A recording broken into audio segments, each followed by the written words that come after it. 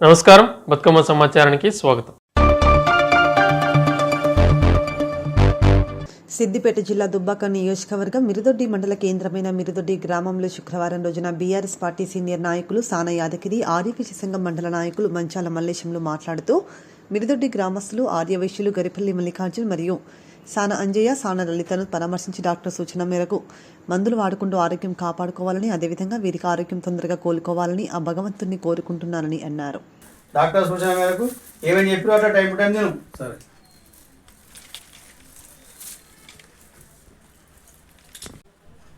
ఆరోగ్యం బాగాలేక సిద్దిపేటలో జాయిన్ చేశారు హాస్పిటల్లో. ఆయన 5-6 రోజులు సిద్దిపేటలో ఉండి మిర్దొడ్డి గ్రామానికి స్థలానికి వచ్చిండు. మన మిర్దొడ్డి మండల్ ఆర్యవైశ్య సంఘం నాయకునిగా, సీనియర్ నాయకునిగా మంచాల మలేషం పడుతున్నాం. ఆయనకు ఆర్థిక ఇబ్బంది ఉన్నది, కాకపోతే దానికి మనము కోమట్లము ఆయనకు ఇంత కృషి చేయాలని నాదొక ప్రార్థన. అందరికీ మందులకు ఆయనకు ఆదుకోవాలి. నాదొకటి మండల్ కోమటల ఆర్యవైశ్య సంఘం జిల్లా ఎవరైనా సరే ఆర్యవైశ్య సంఘానికి నా యొక్క ధన్యవాదాలు. 15 రోజులు అవుతుంది. ఏ హాస్పిటల్? సిద్దిపేటనా? గ్రామానికి చెందిన కొంతమంది అనారోగ్య కారణాలతోని వాళ్ళు హాస్పిటల్లో చికిత్స పొంది ఇంటికి వచ్చిన తర్వాత వాళ్ళ బాగోగులు తెలుసుకోవడానికి మేము పరామర్శించడం జరిగింది. వారికి ఆ దేవుడు ఆరోగ్యాలు ప్రసాదించాలని కోరుకుంటున్నాను. ఒకరు కంటి ఆపరేషన్తో, మరొకరు సర్జరీ చేసుకొని, మరొకరు హాస్పిటల్లో వారం రోజులు అవస్థకు గురై ఇంటికి వచ్చిరని విషయం తెలుసుకోగానే బాధిత కుటుంబాలను పరామర్శించడం జరిగింది. అదేవిధంగా డాక్టర్లు చెప్పిన సూచనలు, సలహాలు పాటిస్తూ నడుచుకోవాలని, వాళ్ళు కొద్దిగా తగిన విశ్రాంతి తీసుకొని డాక్టర్ల సూచనలు పాటిస్తూ కోలుకోవాలని కోరుకుంటున్నాను.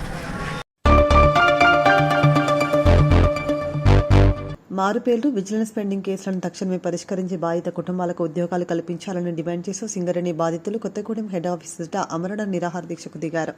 గత వారం రోజులుగా నిరసన దీక్ష కొనసాగిస్తున్నప్పటికీ ప్రభుత్వం, సింగరేణి యాజమాన్యం నుంచి స్పందన లేకపోవడంతో ఈ నిర్ణయం తీసుకున్నట్లు తెలిపారు.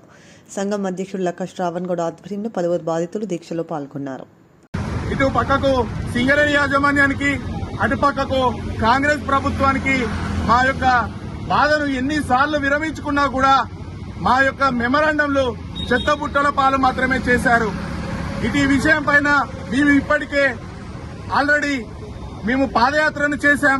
350 కిలోమీటర్లు గోలేటి నుంచి ఇదే కొత్తగూడెం హెడ్ ఆఫీస్ వరకు పాదయాత్రను చేశాం. ఇదే కొత్తగూడెం హెడ్ ఆఫీస్ ని ఒక 5-6 సార్లు ముట్టడించడం జరిగింది. హెడ్ ఆఫీస్ సింగరేణి భవన్ ని కూడా ముట్టడించడం జరిగింది. ప్రతి ఒక్క జీఎం గారికి మెమరాండం ఇచ్చాం, ప్రతి ప్రజాప్రతినిధులకు ఇచ్చాం, మినిస్టర్లకు ఇచ్చాం. అసెంబ్లీ సమావేశాలలో కూడా మా మార్పేర్ల సమస్యపై మాట్లాడారు. మరి అయినప్పటికీ కూడా ఇటు సమస్యపై ఇప్పటి వరకు కూడా ఎలాంటి స్పష్టత, మాకు ఉద్యోగ నియామక పత్రాలు ఎలా ఇస్తారని చెప్పేసి అటు కాంగ్రెస్ ప్రభుత్వం, ఇటు సింగరేణి యాజమాన్యం ఎలాంటి స్పష్టత లేదు. మేము మొన్నటికి మొన్న వారం రోజుల కింద RG1 ఏరియా నుంచి కూడా నిరసన మేము దీక్షను కొనసాగించాం. అక్కడ మేము విరమించుకొని కొత్తగూడెం హెడ్ ఆఫీస్ ఎదుటనే మేము ఈ యొక్క నిరసనను శాంతియుతంగా మాత్రమే చేద్దామని మేము ఇక్కడికి వచ్చి ఈ రోజు 3వ రోజు మేము కొనసాగిస్తున్నాము. ఈ 3 రోజులలో కూడా మాకు అన్ని కార్మిక సంఘాలు వచ్చాయి, రాజకీయ పార్టీలు కూడా మాకు మద్దతు తెలిపాయి. అయినప్పటికీ కూడా ఈ యొక్క సింగరేణి యాజమాన్యానికి అసలు ఇలాంటిది కూడా వాళ్లకు ఏ విధంగా కూడా వీళ్లకు అంటే ఉద్యోగాలు ఎలా ఇవ్వాలి అన్నది కూడా వాళ్ళకి ఏం అర్థమైతలేదా? మరి దీనిపైన ఆల్రెడీ రేవంత్ రెడ్డి గారు కూడా భూపాలపల్లి సభలో మార్పర్ల సమస్యని గెలిస్తే 2 నెలల్లోనే మీ సమస్య పరిష్కారం చూపుతానని హామీ ఇచ్చారు. మొన్నటికి మొన్న 3 నెలల కింద మన డిప్యూటీ సీఎం బట్టి విక్రమార్క గారు ఏదైతే ఇక్కడికి శ్రీరాంపూర్కి వచ్చినప్పుడు మార్పర్ల సమస్యపై ఒక స్పష్టత, ఒక కమిటీని ఏర్పాటు చేసి వాళ్ళ తండ్రులే వీళ్ళు కొడుకులు, ఎందుకనంటే ఆ రోజు వాళ్ళ తండ్రులు చేస్తే ఈరోజు సింగరేణి యాజమాన్యం ఉందని సింగరేణి యాజమాన్యం CNM ని గాని డైరెక్టర్ ఆఫ్ గారిని అక్కడ స్వయంగా స్టేజ్ మీద వాళ్ళకు చెప్పడం జరిగింది. మరి అది కూడా ఇప్పుడు 3 నెలల సమయం కాల పరిమితి జరుగుతుంటే కూడా ఇలాంటి కమిటీ పైన అసలు ఎవరు ఉంటున్నారో ఎప్పుడు దాన్ని పెడతారనేది ఒక స్పష్టత డేట్ లేని కారణంగా మాకు ఉద్యోగాలు లేనందున మా ఇళ్లలో పరిస్థితులు బాగాలేవు. మా ఇళ్లలో ఇప్పటికే 3 వ్యక్తులు చనిపోవడం జరిగింది. ఒక వ్యక్తి శ్రీధర్ అని చెప్పి మన మంత్రి నియోజకవర్గంలో ఒక వ్యక్తి చనిపోవడం జరిగింది. మొన్న పెద్దపల్లిలో ఒక వ్యక్తి చనిపోవడం జరిగింది. అంతకుముందు ఇల్లందులో సక్రు అని చెప్పేసి ఒక వ్యక్తి చనిపోవడం జరిగింది. 3 ప్రాణాలు బలి అయినా కూడా ఈ సింగరేణి యాజమాన్యానికి అటు కాంగ్రెస్ ప్రభుత్వానికి అసలు ఏ విధంగా కూడా మాకు న్యాయమైనది చేయాలనేది వాళ్ళకి లేదు. కావున ఈ రోజు ఇదే హెడ్ ఆఫీస్ ముంగట 3 రోజులు ఏదైతే మేము నిరసన కొనసాగించామో ఈ రోజు మేము ఒక స్పష్టమైన విధంగా మేము అన్ని రకాలుగా సిద్ధమై ఇక్కడ ఉన్నటువంటి బాధితులందరం కూడా ఆమర నిరాహార దీక్ష కూడా సిద్ధమై ఇక్కడ కూర్చోవడానికి ఉన్నాము. దీనిపైన ఎవరైనా కూడా ప్రభుత్వానికి సంబంధించినటువంటి డిపార్ట్మెంట్ ఎవరైనా కూడా దయచేసి మాకు సహకరించి మా యొక్క సమస్యను సీఎం రేవంత్ రెడ్డి గారి దృష్టికి తీసుకువెళ్ళండి. అటు సిఎన్ఎండి దానికి సంబంధించినటువంటి ఎవరైతే సింగరేణి సిఎన్ఎండి ఉన్నారో వాళ్ళ దృష్టికి తీసుకువెళ్ళండి.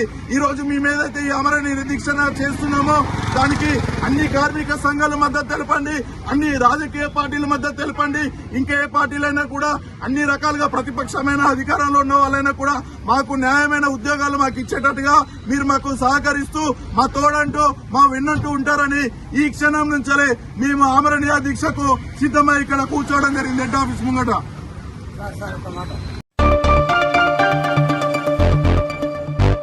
ఖమ్మం జిల్లా ఏన్కూరు మండలం ఏన్కూరు అడవిలో హాస్పిటల్ దోమల బెడదతో బెంబలెత్తిపోతుందన్న పేషెంట్లు, అదేవిధంగా హాస్పిటల్ సిబ్బంది మరియు తరచూ ఆసుపత్రికి వచ్చే రోగులు వారికి దోమల కాటుతో ప్రమాదకరంగా మారిందని ప్రజలు ఆవేదన వ్యక్తం చేస్తున్నారు.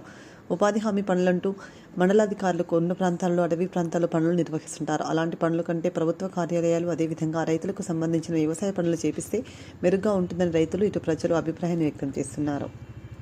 హెచ్పివి వ్యాక్సిన్ అట్లాంటి వాటిలో కూడా మా ప్రాథమిక ఆరోగ్య కేంద్రం అన్నింటిలో ముందుగా వెళ్తూ ఉంది. దీనికి తోడు పాటుగా మనకి మండల ప్రజలు కానీ అధికారులు కానీ సహకరిస్తున్నారు. అందరికీ ధన్యవాదాలు.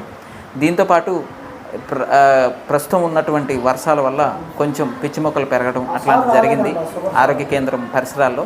వాటన్నిటిని కూడా మాకున్నటువంటి నిధులతోటి మాకున్నటువంటి పరిధిలో వరకు మేము క్లీన్ చేసుకుంటూ ఉంటాం. దాంతోపాటుగా మండల పరిషత్ డెవలప్మెంట్ అధికారి మరియు లైన్ డిపార్ట్మెంట్స్ మాకు ఆ క్లీన్నెస్కి సపోర్ట్ చేస్తారని నేను ఆలోచిస్తున్నాను. Thank you sir. అదేవిధంగా గ్రామాలలో ఏదైనా ప్రాబ్లమ్స్ వస్తే మీ సిబ్బంది ఎలా రియాక్ట్ అవుతున్నారు?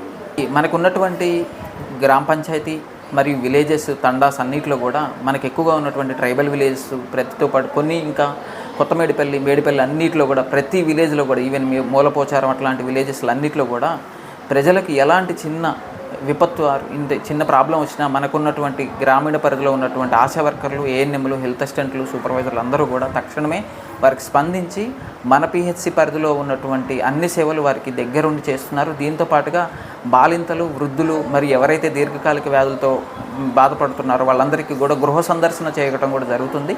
ఇట్లాంటి సర్వీసెస్ అన్నీ కూడా మన మండల ప్రజలందరూ కూడా ఉపయోగించుకుంటారు అనుకుంటున్నాను.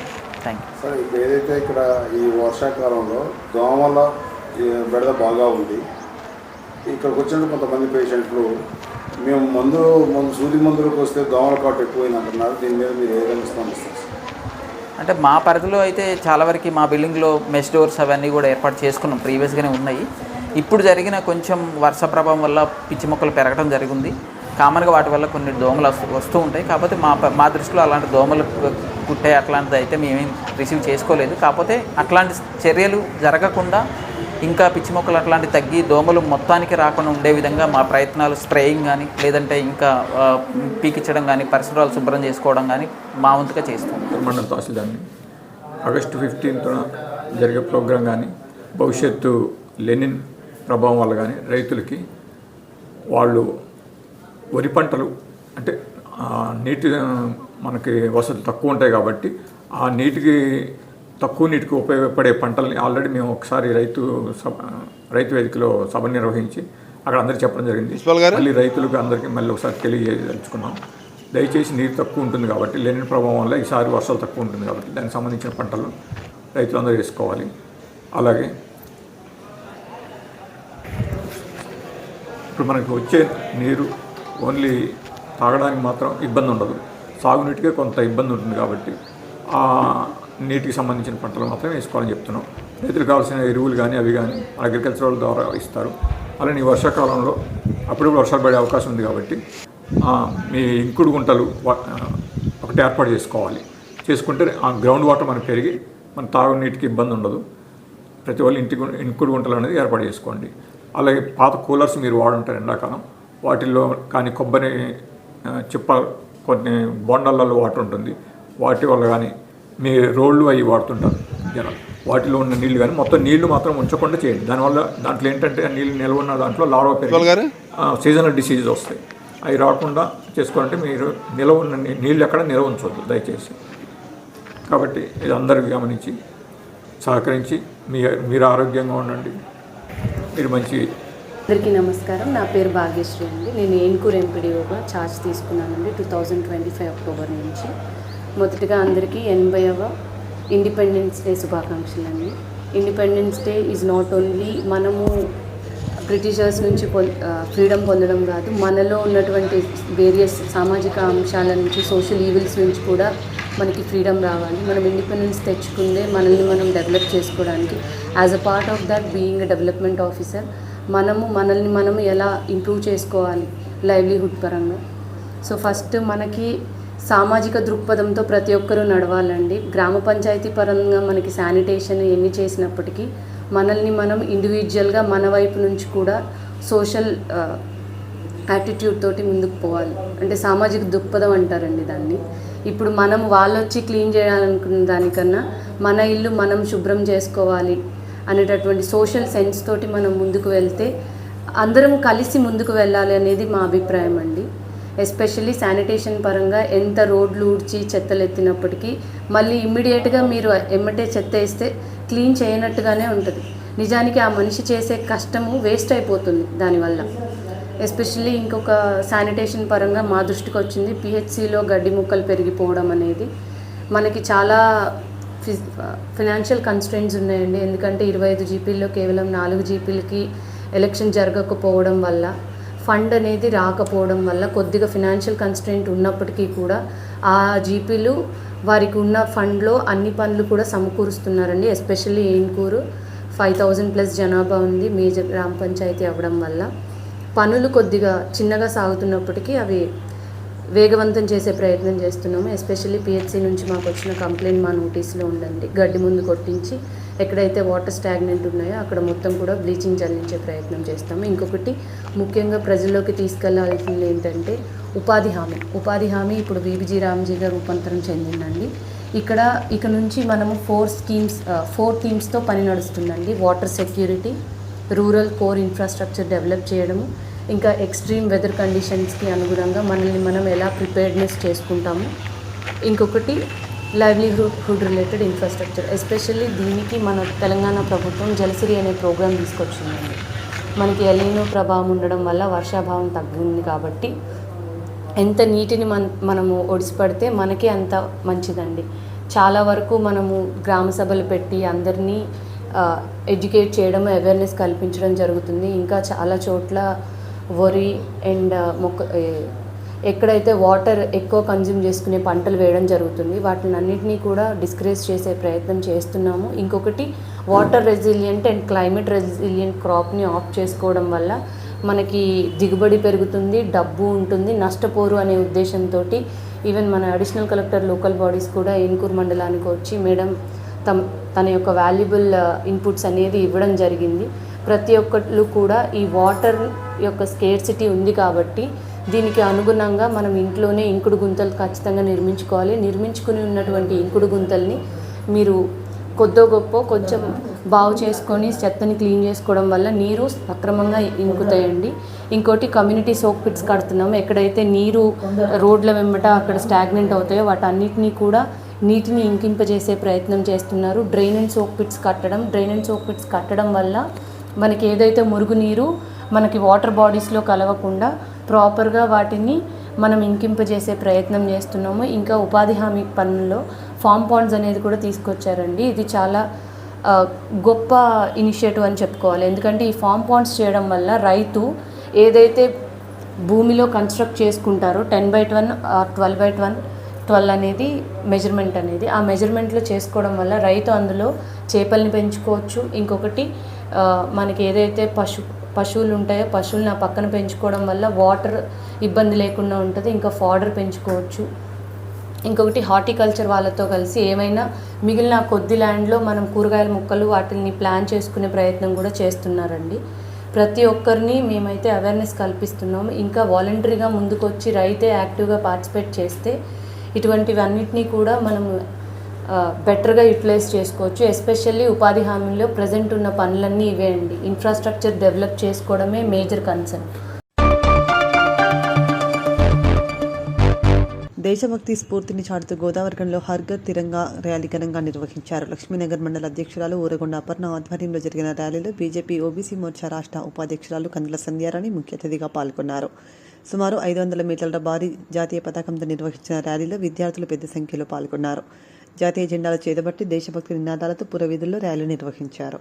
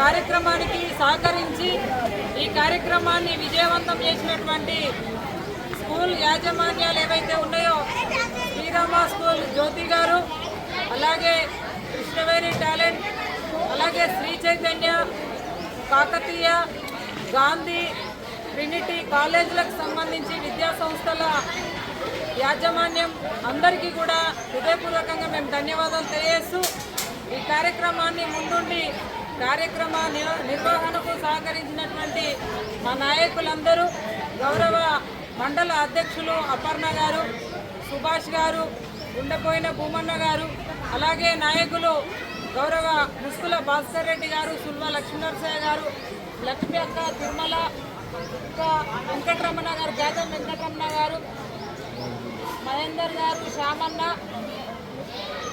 హారిక, తిరుమల, లక్ష్మణ్, ఇంకా చాలా మంది మిత్రులు ఉన్నారు. జక్కన బాలకిషన్ తమ్ముడు కళ్యాణ్ బాలు ముఖ్యంగా నిన్న నుండి కూడా మరి వారందరినీ కూడా ఆర్గనైజేషన్ చేసి కార్యక్రమ విజయవంతం కావడానికి సహకరించినందుకు వారికి ప్రత్యేకంగా ధన్యవాదాలు. ఇవాళ భారత ప్రభుత్వం నరేంద్ర మోదీ గారి పిలుపు హర్ ఘర్ తిరంగా, ఇవాళ జాతీయ భావాన్ని, దేశ సమగ్రతను, దేశభక్తిని యువతరం లోపల పెంపొందించాలనేటువంటి గొప్ప సంకల్పం నరేంద్ర మోదీ గారిది. అందులో భాగంగానే పెద్ద ఎత్తున ఈరోజు ఎంతో మహనీయుల యొక్క త్యాగాల పునాదుల మీద ఏర్పడ్డటువంటి ఈ భారత స్వాతంత్రం లోపల చాలా మంది అమరులై ఈరోజు మరి ఈ దేశ స్వాతంత్రంలో స్ఫూర్తిదాయకంగా అందరికీ కూడా తీసుకోవాల్సినటువంటి అవసరం ఉంది. అందులో భాగంగానే ఈరోజు ముఖ్యంగా యువత కావచ్చు, పౌర సమాజం కావచ్చు, మనము హక్కులని అడుగుతూ ఉన్నాము, అవకాశాలని పొందుతూ ఉన్నాము, కానీ బాధ్యతల్ని మర్చిపోతూ ఉన్నాము. కాబట్టి మన బాధ్యత ఈ దేశం నాకేమిచ్చింది కాదు, నేను ఈ దేశానికి ఏం చేస్తూ ఉన్నా అని అందుకొరకే ఈరోజు మహనీయుల యొక్క త్యాగాలని స్మరించుకుంటూ ఈ భారత స్వాతంత్ర దినోత్సవ వేడుకల్ని గొప్పగా ఒక పండగ వాతావరణంలో ఈ వారం రోజుల పాటు కూడా ఇవాళ వాడ, ఊరు, బస్తీ అనే తేడా లేకుండా ఘనంగా నిర్వహించుకోవాలనేటువంటి సంకల్పంతో ఈరోజు మరి కార్యక్రమాలని నిర్వహించడం జరుగుతూ ఉన్నది. ఎంతో పెద్ద ఎత్తున ఇవాళ యువత కావచ్చు, మహిళలు కావచ్చు, విద్యార్థులు కావచ్చు, ఈరోజు గొప్పగా ఇందులో పాల్గొంటూ ఉన్నారు. వారందరికీ కూడా హృదయపూర్వకంగా నేను ధన్యవాదాలు తెలియజేస్తూ ఉన్నాను. ఒక గొప్ప వ్యక్తి చెప్పినట్టుగా దేశం అంటే మట్టి కాదోయ్ మనుషులోయ్ అన్నట్టుగా అందరం కూడా వారిని స్ఫూర్తిగా తీసుకోవాల్సినటువంటి అవసరం ఉంది. ఇంతమంది స్వాతంత్ర ఉద్యమంలో పాల్గొన్నారు, మనం ఇంతమందిని గుర్తుపెట్టుకున్నాము. ఇవాళ పౌర సమాజం ఏం ఆలోచన చేస్తూ ఉన్నది, వీటన్నిటి మీద కూడా తప్పకుండా అందరూ కూడా అవగాహనతోటి ముందుకెళ్లాల్సినటువంటి అవసరం ఉంది.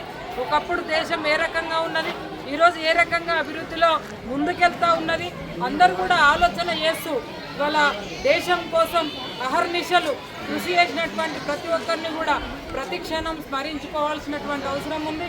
అందులో భాగంగా ఈరోజు తిరంగా ర్యాలీ అద్భుతంగా కూడా అడ్డగుంట మరి అబ్దుల్ కలాం స్టాచ్యూ దగ్గర నుండి పురబ్రీదులన్నీ కూడా తిరుగుతూ Kalyan Nagar CT scan centre మీదుగా ఈరోజు పాత మున్సిపల్ ఆఫీస్ మీదుగా ఈరోజు అద్భుతంగా విజయవంతంగా ఈ ర్యాలీ కొనసాగింది. మరి ప్రజలందరూ కూడా ఇంత గొప్పగా వీక్షించడం కాదు, చూడడం కాదు, దేశభక్తిని, మన సమగ్రతని, ఐక్యతని పెంపొందించడం లోపల ప్రజలందరూ కూడా భాగస్వాములు కావాలని ఈ తిరంగా ర్యాలీ ద్వారా వారందరినీ కూడా కోరుతూ ఇందులో పాల్గొన్న ఈ కార్యక్రమానికి సహకరించిన ప్రతి ఒక్కరికి కూడా హృదయపూర్వకంగా మేము ధన్యవాదాలు తెలియజేస్తా ఉన్నాము. భారత్ మాతాకి భారత్.